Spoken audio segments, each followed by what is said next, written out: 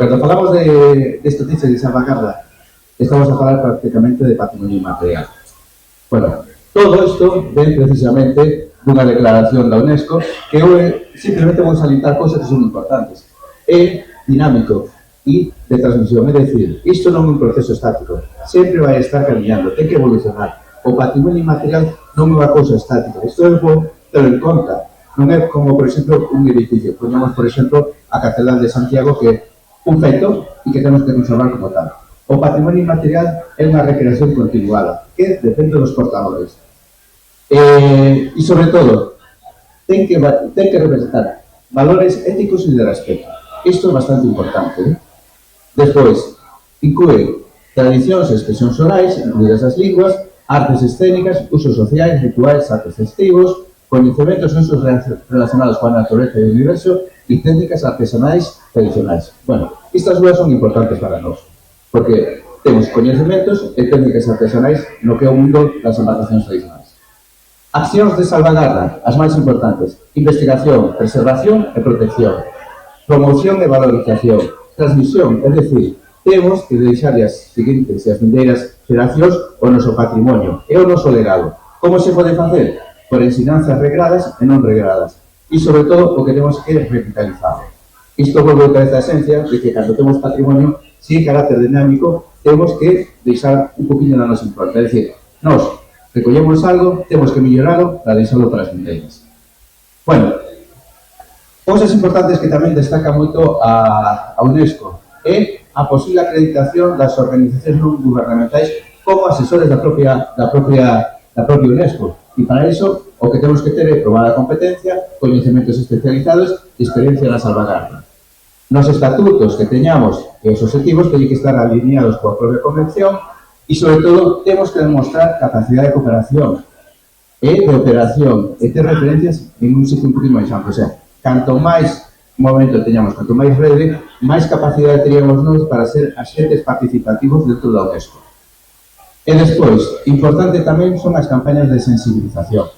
Entón, como se fai isto aquí? Sobre todo con organización de eventos públicos, como poden ser seminarios, festivais como os que estamos agora, ou simplemente sacar casos de estudo. É dicir, cando nós temos unha cousa que pensamos que é boa e está favorecendo a salvagarda, o que temos que facer é difundila. Iso é importante.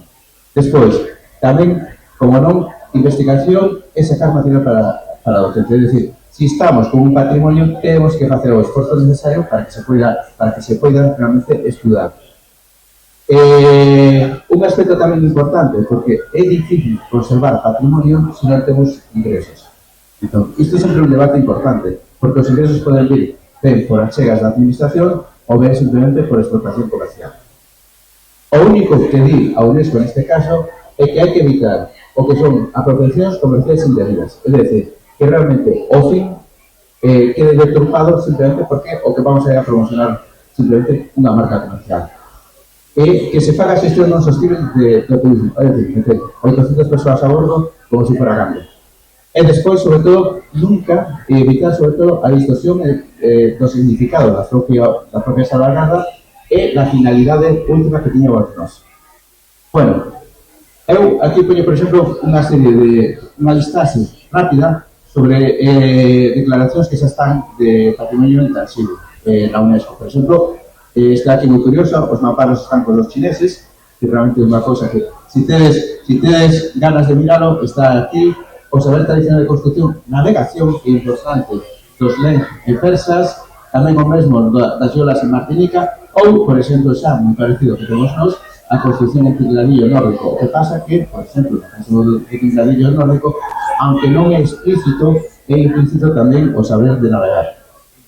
Bueno, poñéndonos en un contexto máis europeo, que se fixo en Europa para saber un pouco máis sobre a navegación tradicional? Firmouse no ano 2005 un memorando onde están integrados a maioría dos países. O importante é a definición que fan de buque tradicional, porque isto vai a vincular sobre todo as administracións, neste caso española, da Dirección Xeral de Mariña Mercante, a través dos procesos de abandeiramento. Entende o BOU, en este caso, como buque internacional? Todo tipo de buque histórico e as súas réplicas, incluindo aqueles diseñados para fomentar e promocionar saberes tradicionais e de mariñería, é dicir, a navegar, a vedar. E que tamén serven como ben cultural vivo e operados cos principios e técnicas tradicionais de mariñería. Normalmente teñen que ter un documento de conformidade, un documento bastante fácil de sacar e, sobre todo, tamén contempla algo que é importante nas embarcacións tradicionais para non contempladas. Cando non temos medidas de seguridade estruturais, podemos cambiar por medidas operativas. É dicir, realmente o que se fixan aí é, cando nós temos unha embarcación, podemos ir máis que nada a un cambio que nos permita a legislación, que é buscar simplemente os objetivos de seguridade, un estándar en os objetivos de seguridade. É dicir, eu sei onde quero chegar en seguridade, podo poñer os medios alternativos o que sería unha cousa estructural. Bueno, a través desto de aquí, a propia lei de navegación desenvolveu este decreto polo que se aproba o regulamento de buques en embarcacións históricas e as súas reproduccións en vieiras. Isto é como está o panorama ahora en España a nivel do Estado nacional. No caso de Galicia, no 2019 sacamos este decreto onde, bueno, realmente vai sobre todo sobre as técnicas de construcción de carpintería de Ribeira. O que ten este decreto, que ademais de propiciar un censo, que non só vai aos buques tradicionais históricos e aos clásicos, sino que tamén vai os bens móveis, inmobles e espacios de interés vinculados. Eu saliento aquí un que é importante, os espacios portuarios. É dicir, si temos que, sobre todo, salvaguardar, en este caso, en Galicia, os saberes tradicionais da carpintería de Ribeira, temos que ter un espazo onde se vive. Iso va, precisamente, nos espacios portuarios. Como ben reflectía a propia UNESCO, temos que facer investigación e recollida de outras manifestacións en materiais relacionadas coa carpintería de Ribeira, nomeadamente as técnicas de navegación para a pesca e a cabotaxe, que eran normalmente os fins primordiais das embarcacións tradicionais. Coñecementos de meteoroloxía e estado do mar, o que venga a ser o coñecemento máis tradicional sobre cualquier cuestión de biología, a toponimia e do mar e das localizacións. Bueno, tendo en conta todo este marco, aquí ven a cerrona para toda esta xente que está aquí na mesa. Entón, que o que queremos nós dende o propio Culturmar, da propia xunta directiva, quere afianzar o que o decreto dice aquí en Galicia mediante a promoción das técnicas de navegación tradicionais e posto en valor dos espacios portuarios tradicionais. Entón, eu a todos os interventes de aquí vou facer unha pregunta que poden estender a cada un dos seus territorios. Primeiro, tendo en conta os marcos normativos que temos, sobre todo de mariña mercante, patrimonial, portos autonómicos ou do Estado, así como un nivel de compromiso social e importante, o asociacionismo e os portadores de saber tradicional, pensades que isto é unha estrategia que ten viabilidade de futuro? É dicir, realmente podemos promocionarnos o que son a navegación tradicional e os espacios portuarios con todo o que temos en cada unha das regións nas que estamos, e unha vez feito isto de aquí, pois unha cousa moi fácil. É dicir, se isto pode ser, cales serían as debilidades que temos internas, cales son as ameazas externas, cales son as fortalezas internas que temos e que oportunidades. E no seu caso, saber como poderíamos corregir esas debilidades, como afrontar esas ameazas, manter fortalezas e explotar oportunidades. Bueno, aquí tamén falta outra cadeira, unha vamos a ocupar porque está aquí Xavi Agote, que cando pare de falar, pois o mellor o temos aquí. Eu o único que vou aproveitar, porque vi onde, pero en malas circunstancias.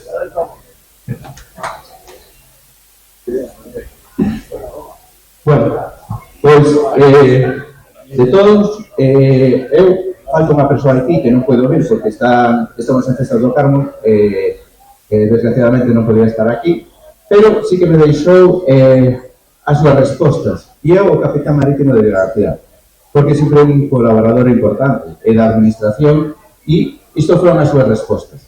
Consideras factible a estrategia? É sí. A relación entre a construcción e o seu saber, o seu coñecemento coa navegación é directa. Por outro lado, e xa como unha consecuencia derivada da navegación e a necesidade de ter espacios portuarios adaptados ás embarcacións. Con isto quero dicir que non é forzado en absoluto diseñar unha estrategia enfocada para estes dous eixos, promoción das técnicas e posto en valor. Debilidade. Entón, Estamos a falar de un capitán marítimo, se vai a falar da súa experiencia como capitán marítimo. Entón, o que sí mira que hai un desconocimiento generalizado do mundo tradicional por parte da propia administración. Por exemplo, a pesar de que existe un registro de profesiones tradicionais, o registro de buques ordinarios, en fin, todo, realmente non se está a aproveitar todas as vantaxas que ten a legislación ou todo o corpo legislativo que se fixo, ou como mínimo non se conoce. Entón, hai aí unhas cuestións importantes, é dicir que son aspectos a ter en conta, sobre todo porque moitas veces para navegar e querer sacar promoción das embarcacións temos que observar toda a parte de legislación e ese desconocimiento fai que moitas veces moitas das empresas que pagamos ou que queramos levar adiante non se deben porque van a ter unhas trabas que si sabemos de antes podemos superar.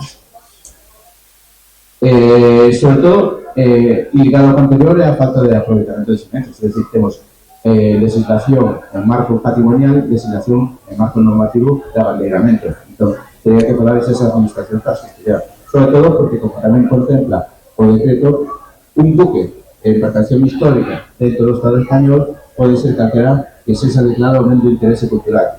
Que fai as declaracións de interese cultural? As autonomías porque tienen transferidas as competencias. Daí que realmente teña que haber moita relación ou ver como se pode propiciar ese diálogo, ¿no? As ameazas, tanto o fomento das técnicas de navegación como a explotación dos espazos fluviales poden entrar a competir con as entes privadas. Él pensa que aí pode haber unha ameaza. Fortaleza, pois a capacidade de voluntariado que temos.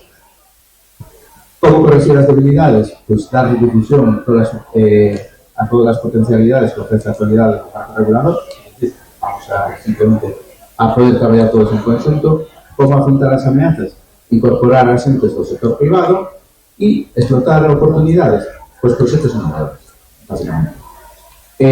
Simplemente vou poñer aquí un apuntamento, porque isto, bueno, surdiu onte dunha conversa que é unha cousa que non temos explorado moito e que tamén ten a súa importancia, que é a certificación de buque especial.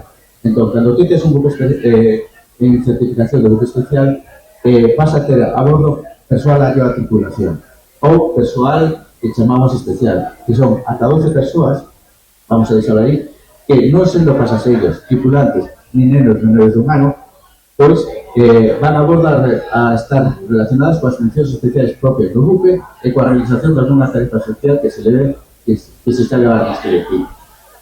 Neste caso, poderían ter consideración buques escola, sempre cando, pois bueno, a única consideración que este a criterio da administración porque non van a ser titulación profesional. Bueno, aí hai unha cuestión que é importante saberlo, sobre todo porque todo isto aquí está ligado con un resto de medidas de seguridade que non son propias de España, sino que veñen sobre todo dos OLAS, que é unha cuestión máis internacional que hai que ver os OLAS o que fai regular as cuestións máis generalistas. Isto é unha cuestión específica que vai a requerir un tratamento especial por parte da administración.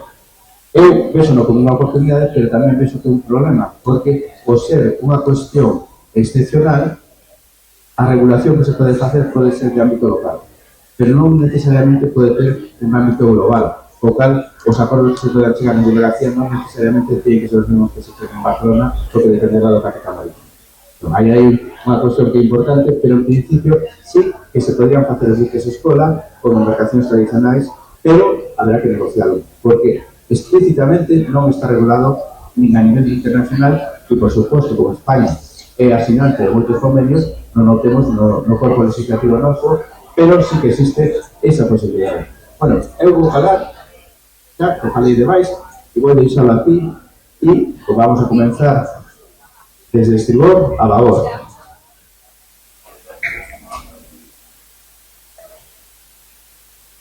Muito obrigado.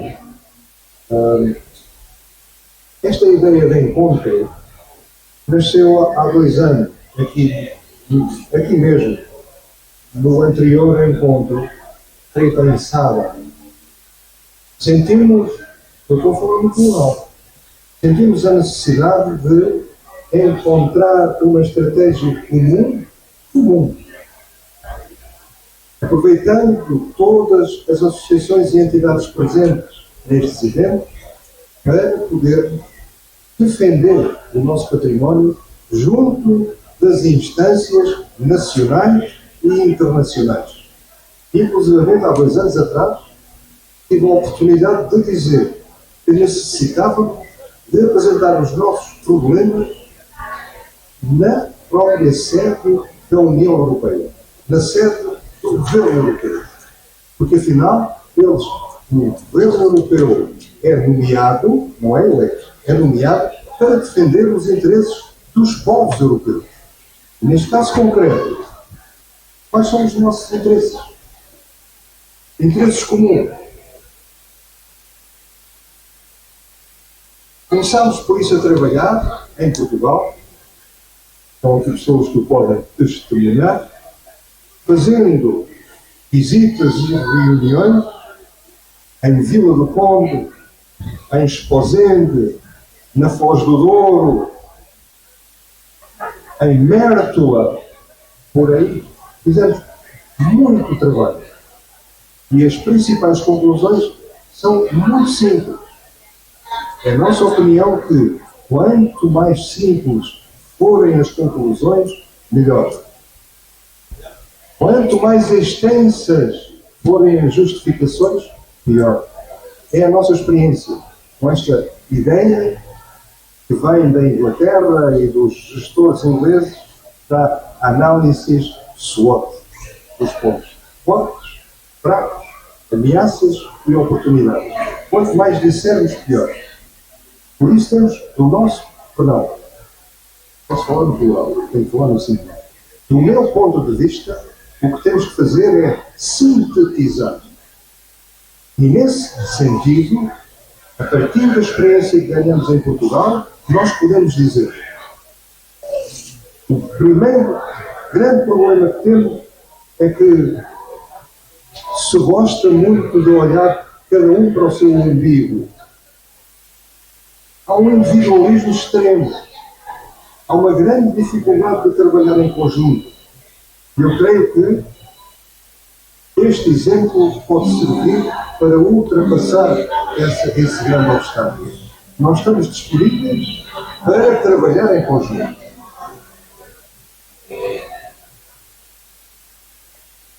Depois,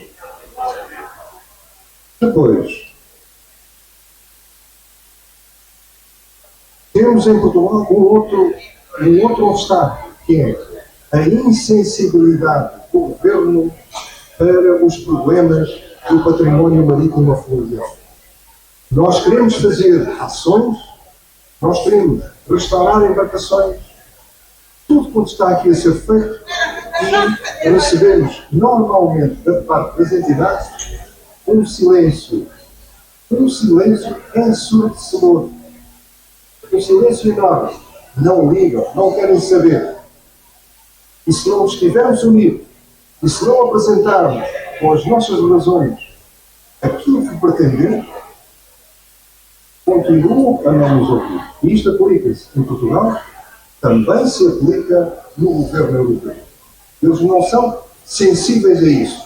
Politicamente, eu posso dizer, neste momento são muito mais sensíveis a aprovar orçamentos de Estado com 5% do orçamento dedicado à guerra, não à defesa, do que dedicar à cultura. Dedicam muito mais ao entretenimento do que à cultura. E nós estamos a falar de cultura. Ou seja, é uma atitude ideológica que nós temos o dever de combater. Não sei se estou a falar depressa demais. Estou a falar com emotividade. Porque isto vem, reparem, isto vem dos Estados Unidos. Isto vem de Washington. Isto vem de Washington. O senhor Zbigniew Brzezinski, conselheiro do presidente Carter, definia esta estratégia há muitos anos atrás, há cerca de 40 anos atrás, e esta estratégia era definida com uma palavra: tititainment. Que raio de Brzezinski! Tititainment. Ele dizia: esta estratégia é para vigorar. Titi é uma palavra composta por duas. Titi é o seio de alimento. Nos Estados Unidos, o Titi é a mama, é o seio da mulher. Titi. Depois, tainment, que é a abreviatura de entertainment. Portanto, aquilo que as pessoas precisam para Brzezinski, Carter e Trump, até hoje, é de alimento, vinho, para se satisfazer, e entretenimento. Os romanos definiam isto como pão e círculo. Não é? Portanto, o que é dedicado à cultura desta estratégia do pão e círculo? Quase zero. O que é dedicado ao entretenimento? Vejam as estatísticas. Nós em Portugal sabemos que, por exemplo, no espaço público, um terço, é muito dinheiro, um terço daquilo que as televisões, os jornais veiculam é o entretenimento. Milhões são dedicados aqui a nada. Fazem-se festas para quê? Para nada. As pessoas passarem tempo. É isso que nós pretendemos aqui? Passar tempo? Não. Portanto, esta ideia, que é profundamente ideológica, tem que ser combatida levando estas reivindicações sérias e honestas à União Europeia e, neste caso, ao governo português, e vou fazê-lo. Vou fazê-lo com todo gosto. E levar as nossas propostas para que o orçamento do Estado consagre uma percentagem superior para a defesa dos bens culturais e não como está a acontecer agora, com 5% para a guerra e cerca de 3% para o entretenimento. Enquanto para a cultura é quase zero. Estas são as nossas preocupações. A última. Estamos disponíveis para trabalhar em conjunto com todos vós, com todas nós, para levar esta posição conjunta aonde temos que levar.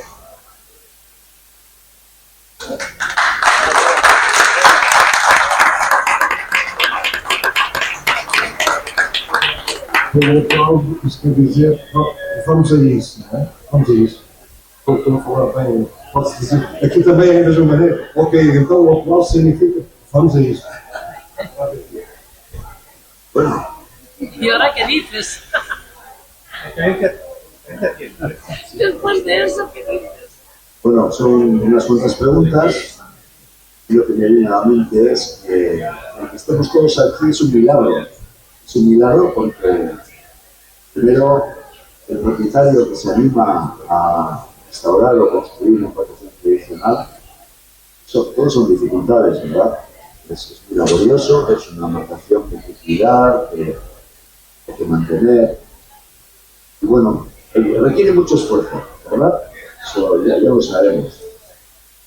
Pero si a eso se le juntan leyes absolutamente restrictivas, ¿no? Es a las que estamos expuestos continuamente, esto es como un culebrón, una cosa que no acaba nunca. Además, se le suma el que generalmente no suele haber esos apoyos locales tan necesarios para poder tener un lugar privilegiado en el puerto, no un lugar, porque estos barcos no pueden estar en cualquier lugar, ¿no? Entonces, muchas veces falta esa sensibilidad local para impulsar, para ayudar. Entonces son muchos factores que se suman en nuestra contra. Pero al final llega el momento en el que cuando hay un proyecto de promoción turística del puerto, pues la fotografía que aparece generalmente es la del único embarcación tradicional. Es muy habitual. Eso pasa en todos los lugares, yo lo he visto muchas veces, también en algunas películas, ¿no? Películas románticas, se busca el barco de madera, como la película de Kevin Costner, aquella de... Bueno, entonces yo no sé cuánto tiempo más vamos a resistir así, ¿no? Es una lucha constante. Creo que muchos de los que estamos aquí, que ya tenemos el pelo blanco, estamos acostumbrados, ¿no? Y resignados. Pero sí que haría falta, bueno, entre todos los agentes, toda la gente que nos vivimos aquí, un plan, un choque, un plan de acción, ¿no? Común, que pueda ser decisivo a la hora de facilitar todo lo que las asociaciones y los propietarios necesitamos. Eso es lo que se me ocurre decir brevemente.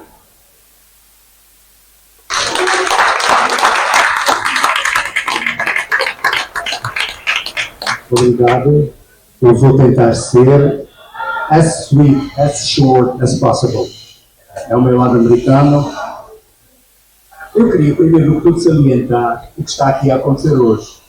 Nós estamos aqui juntos, vindos de várias regiões de Espanha, de Portugal, várias regiões de Portugal, com várias organizações. Ainda ontem tivemos aqui algarvios também, temos aqui gente do Tejo, gente do Sado, alguns da Ria, até dos Açores. E, portanto, eu queria salientar o sucesso dessa organização e essa é exatamente, talvez, uma das melhores soluções para conseguirmos sacudir aquilo que é o abandono do património marítimo. Eu estou aqui a ver, do outro lado do cais, famílias, crianças, a brincar, a ter batismo de barco. Eu acho que esta é a solução. É para iniciar por muito cedo. Ainda há bocadinho falava com o Carlos Alpedrinha, que vem do Âncoras, de Oeiras, do Tejo, em Lisboa, e ele falava exatamente nisso, na importância, desde crianças, de conseguirmos trazer este património, esta vivência, junto das crianças, junto dos adolescentes, e depois como prática de vida. Porque património não é apenas passado, aliás, foi aqui já referido, património é contemporâneo. É a reinvenção, é o prazer das embarcações, as embarcações que estão aqui no Porto, e falávamos hoje aqui exatamente das questões de promoção da navegação tradicional nos espaços portuários. Nós temos aqui um ótimo exemplo de como funciona. Debilidades. Eu acho que não é preciso malhar mais no ceguinho. Elas são imensas, é o abandono, é a falta de legislação, é termos legislação que não é aplicada, é termos excesso de legislação, em alguns casos, sobretudo nas embarcações tradicionais, que nos exigem determinadas medidas de segurança, que são incompatíveis com as próprias embarcações. Força. Eu considero a grande força a força de cultura, a força de identidade, a força de quem somos. E, portanto, é exatamente nesta que temos que nos apoiar e, de alguma maneira, circunverter as ameaças. Propostas. Quanto a mim, a grande questão, do ponto de vista geral, eu gostaria de partilhar isso convosco, é a questão da sustentabilidade. Como é que nós podemos criar sustentabilidade para o património? Uma das questões levantadas foi o censo. Nós, em Portugal, estamos a trabalhar nas questões de inventário. Não é possível salvar todas as embarcações. É preciso ter um plano de salvaguarda. E este plano de salvaguarda, esta gestão do património, passa por conhecer qual exatamente é esse património. Tanto material como imaterial. Nós não podemos separar um do outro.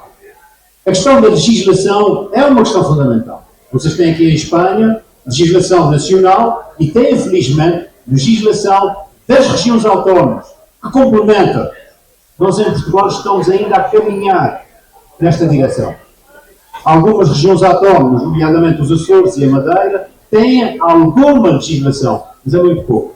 A legislação nacional em Portugal é praticamente omissa.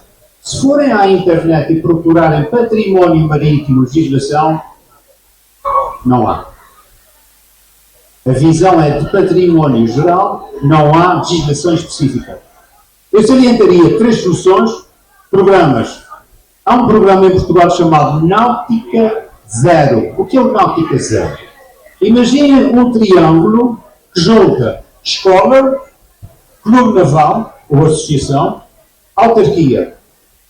E criando assim a possibilidade de levar a prática do património, a prática do mar, à escola, integrada no programa letivo. Os alunos em educação física têm algumas horas de prática de mar, nomeadamente de aprender a nadar, de aprender a socorrer boca a boca numa primeira operação de emergência. E terceiro, de começar a navegar à vela, ou em canoa, ou como eles quiserem. Portanto, esse tripartido, escola, Autarquia, associação, possibilita que isso aconteça e, portanto, nós poderemos aplicar a várias áreas essa questão. Muito obrigado.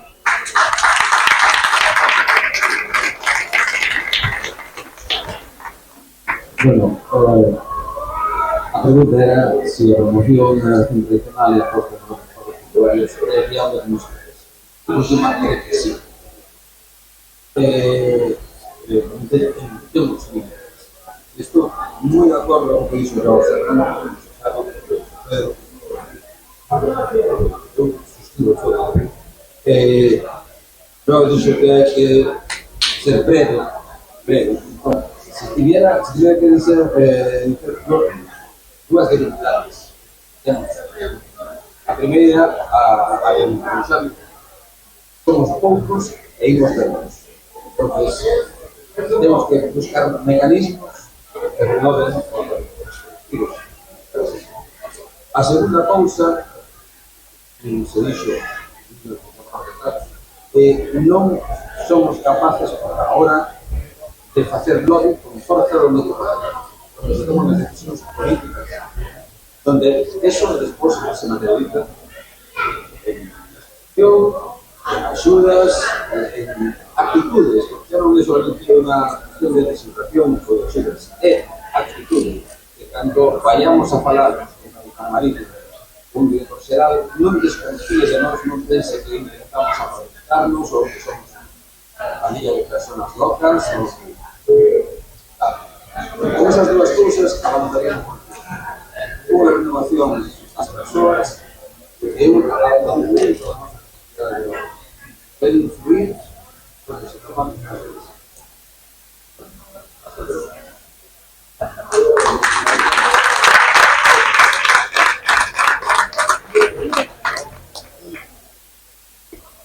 Yo voy a ser breve. Yo creo que en Irlanda tenemos mucho que hacer en la ocupación con España y Galicia, los vascos y Portugal. No tenemos la debilidad más fuerte que en Irlanda es una falta de confianza entre los grupos. Los grupos son muy aislados en Irlanda, no hay relación. Funciona ahora a base de contactos personales. Yo creo que esta debilidad es en cuanto al espacio portuario, el problema más grave es el valor del suelo. Hay una demanda de suelo frente a una los precios. El valor de la casa en Irlanda es y el suelo es imposible de conseguir.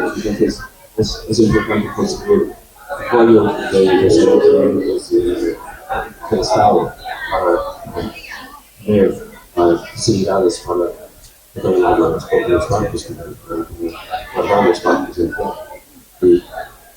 y sin mayor contacto entre nosotros, sin mayor fuerza interna entre los grupos, no vamos a conseguir el entendimiento de nuestras necesidades por los órganos del Estado. Yo creo que, por ejemplo, en Cork, donde viví durante muchos años, es pequeño porque nuestro grupo ha estado trabajando durante más de 30 años. El ayuntamiento de Cork apoya mucho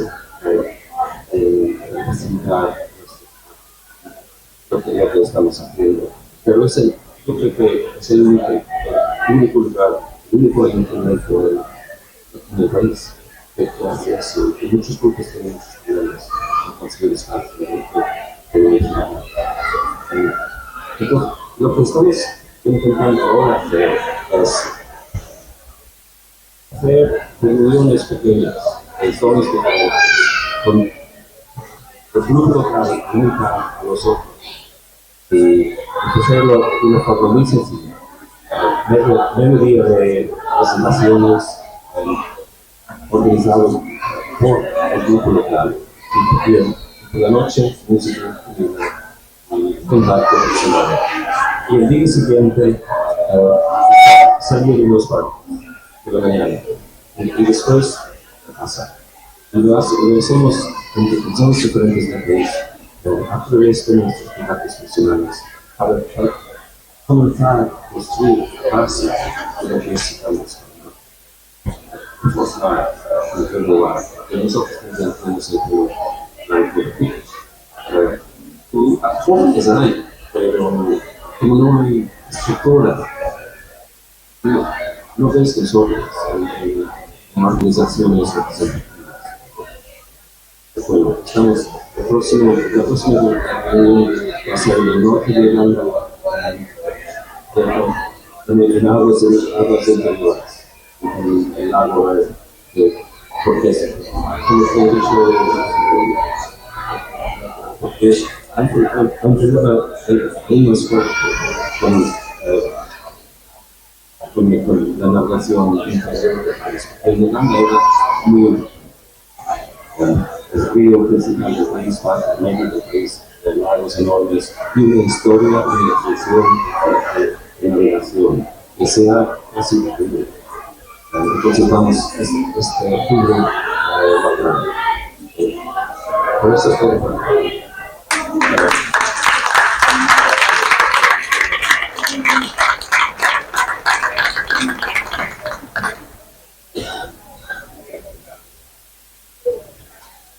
Bueno, ya casi todo se ha dicho, pero yo voy a hacer hincapié en lo que yo veo en la problemática que tenemos en Cataluña. En Cataluña el turismo nos ha comido totalmente toda la costa. Para tener una embarcación hoy en día hay que tener mucho dinero. No tenemos puertos naturales y los puertos particulares, los privados, son carísimos. Las pocas playas que podíamos tener las embarcaciones nos han sacado totalmente al 100%. No podemos tener embarcaciones en las playas donde antes había centenares de embarcaciones. Con lo cual, aparte del problema de lo que vale el mantenimiento, la restauración de una embarcación, el problema es dónde la ponemos, no el sitio. Los puertos del Estado, los puertos de la Generalitat tienen espacio, especialmente porque la pesca se ha reducido un 80%. Antes hace 10 años había 60, 50 embarcaciones de arrastre, ahora quedan unos 12. Estamos reivindicando este espacio, pero la administración es muy reticente de momento a ceder este espacio. Con lo cual, hay que añadir que nosotros tenemos otro problema, que no ha habido, ¿cómo se llama la palabra? Bueno, no ha habido relevo en el oficio de carpintería de Ribera. La carpintería de Ribera ahora mismo en Cataluña está bajo mínimos. Los carpinteros ya mayores, los últimos se jubilaron a la 10 años y los que vienen jóvenes, hay algunos, pero que se están perdiendo por su cuenta, sobre todo en el extranjero, en Francia, en Inglaterra, ha llegado algún carpintero. Pero las peculiaridades que tenemos de la construcción en Cataluña son diferentes a las peculiaridades que hay en Francia o en Inglaterra, con lo cual se está perdiendo el conocimiento. Entonces, entre que no tenemos espacio, que lo que está pasando es que hay mucho intrusismo también, que no hay trabajo, porque en Cataluña tenemos aún bastantes embarcaciones, que van como censadas, tenemos como 500 embarcaciones, que está bastante bien. Día a día se están perdiendo, cada día se está perdiendo una o dos, porque no se pueden guardar, no hay sitio para guardarlas. Los sitios son carísimos. Y entonces, el que se aventura a trabajar, a mantener o a restaurar la embarcación, o lo hace él mismo sin los conocimientos adecuados, o alguien le ayuda, pero se hacen muchos desastres, con lo cual va en contra de la embarcación de madera. Porque la embarcación de madera ya tiene una mala fama de mantenimiento, bla, bla, bla, pero si hace una mala restauración, una mala reparación, va en contra de la demarcación del nivel. Entonces, este es los dos principales problemas que tenemos, aparte de los comunes que ya habéis comentado. La solución es por de la Generalitat que se ponga las pilas, porque es lo que decíamos, en las fotos salimos. Vas a la Dirección General de Puertos de la Generalitat y te muestras maquetas de las vecinas y les pides espacio, un poquito de espacio, tampoco necesitamos tanto espacio. Bueno, sí, llevamos muchos años, muy buenas palabras, pero de momento de aquí no nos basta. Y luego está la administración de la marina mercante con los capitanes marítimos. Ellos poco pueden incidir en el tema de espacios, pero sí con el tema de permisos y regulaciones. ¿Qué pasa? Que cada capitanía marítima tiene una norma diferente. No hay una ley común. En una capitanía puedes pasar el certificado y vas a la siguiente y te piden cosas distintas. Con lo cual es una locura, realmente es una locura. Entonces, también nos encontramos con muchas embarcaciones, sobre todo menores, que han perdido la documentación o el dueño hace muchos años que está muerto y no hay manera de poderle sacar documentación a aquella embarcación porque el dueño murió, no dejó testamento y consta él, y entonces poner la nombre de otra persona es una misión imposible. Con lo cual, el otro handicap que nos encontramos. Bueno, la solución, voluntad política. Nos hemos encontrado que en Barcelona mismo, hace 25 años, hizo Barcelona Pescalamar, se puso mucho, no de esos señores, pero muchísimo dinero en la escuela de carpintería de Viluna, porque la mujer del alcalde de aquel momento lo quiso. La pasó a mamá y su mujer dijo, vamos a hacer una escuela. Pero la escuela se ha quedado en nada. Pero el ejemplo es que cuando hay voluntad política, las cosas pasan. Sin voluntad política, y los políticos se mueven con lobbies. Y nosotros no somos un lobby y estamos muy dispersos, porque somos muchos, pero muy dispersos. Si consiguiésemos reunirnos, bueno, supongo que yo por todo el